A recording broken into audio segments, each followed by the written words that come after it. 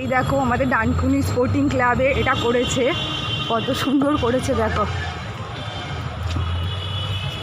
আমরা ভেতরে ঢুকছি, ভেতরটা কত দুর্দান্ত করেছে দেখো বন্ধুরা।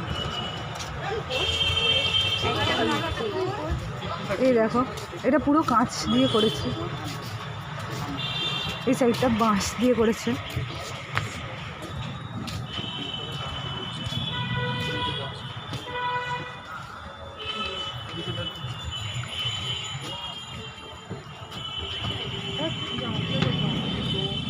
এই দেখো চারধারটা, এই দেখো মধ্যিখানে এটা করেছে, এই দেখো উপরটা দেখো।